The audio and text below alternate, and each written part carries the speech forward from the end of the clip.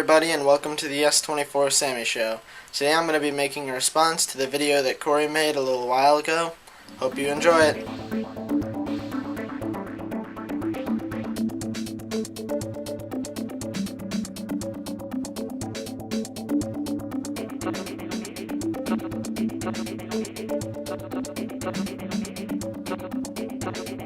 The first thing I'd like to talk about is Blu-ray.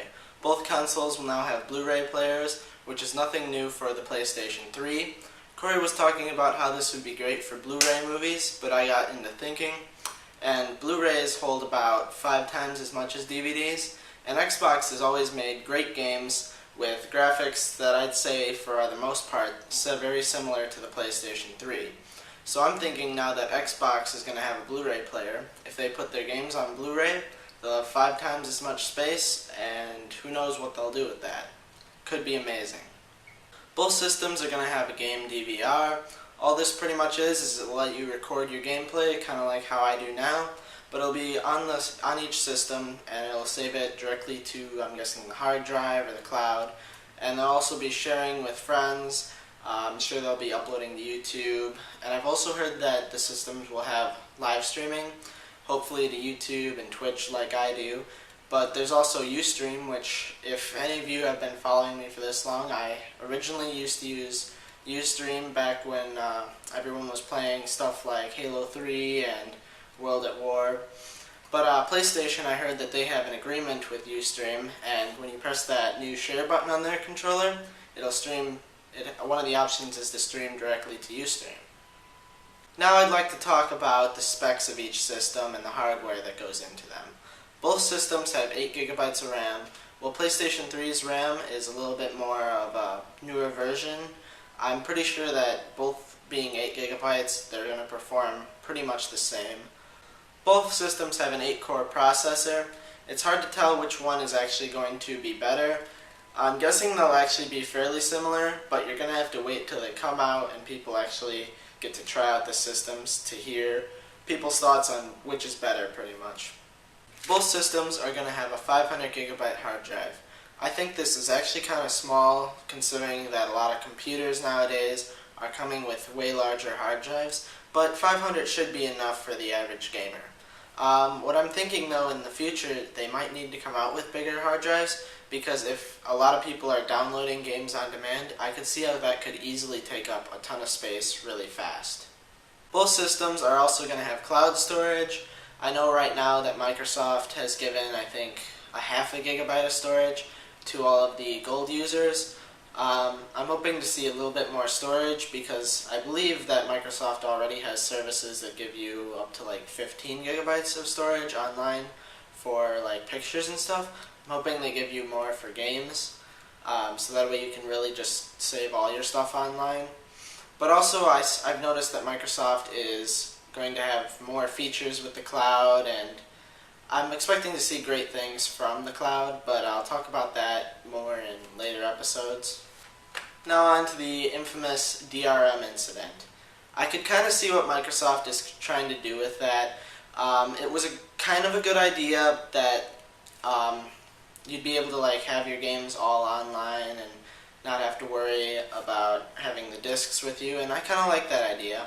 It's just people really aren't ready to be completely digital and everything, and also the restrictions they placed on it, that you had to sign into your Xbox every day and constantly be online to play them. It really was just a little bit too much. But the way I see it, it was a mistake on Microsoft's part, but they fixed it.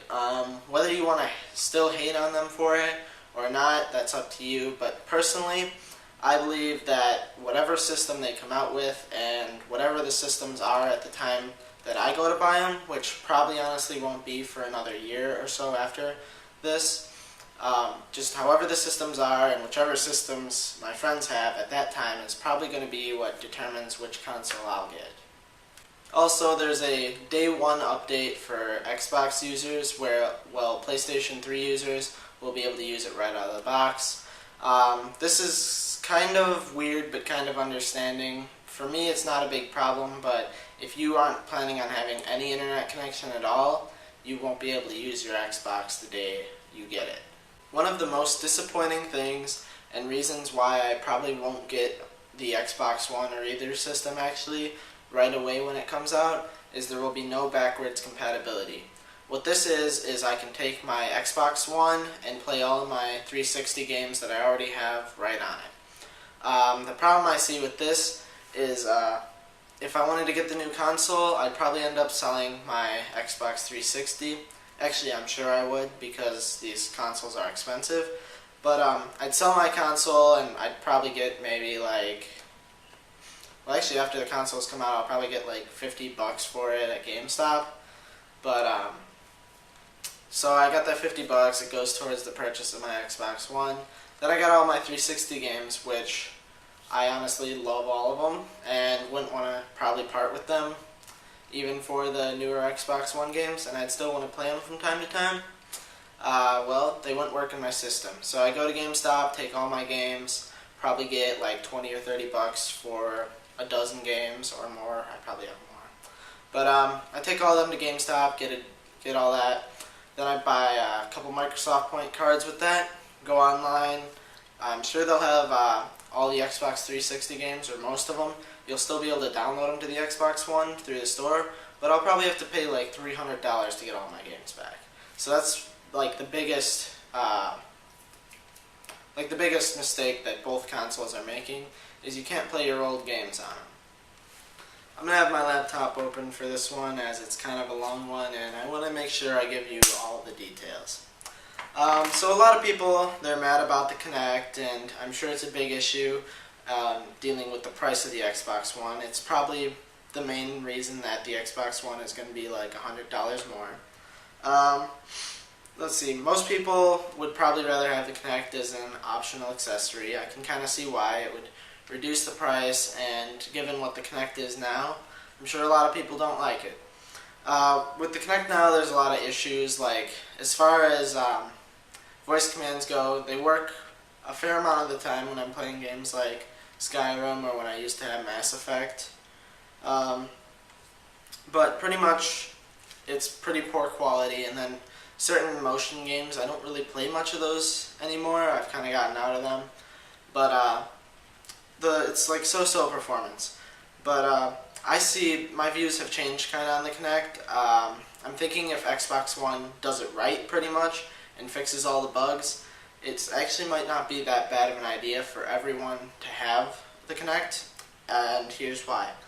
If all game developers know that each customer is going to have a Kinect, I can see more games incorporating Kinect gestures and commands, like voice commands, into their games, which as long as the Xbox does their job of fixing all the bugs and problems with the Kinect, this is going to be like a great improvement, and it's going to be something unique to Xbox that PlayStation 3 isn't going to have. I know for sure they aren't going to have voice commands, and I haven't really looked at it too much, but they're coming out with like their own camera, but in the past it doesn't seem like they've been able to keep up with Microsoft. I think they have the PlayStation Move now, which they pretty much just copied Wii. But I know that it wasn't any match for like what the Kinect could do. Let's see.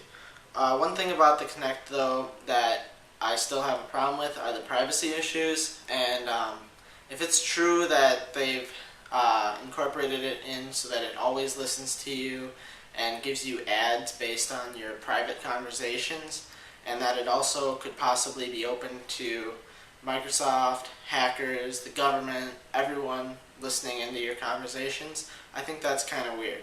And also, it could be actually very dangerous to have just no privacy pretty much. Especially be weird having this in my bedroom, so I think that's pretty much it. If you like this video, subscribe, follow us on Facebook and Twitter. Stay tuned from a video by Corey talking about the online features of both systems.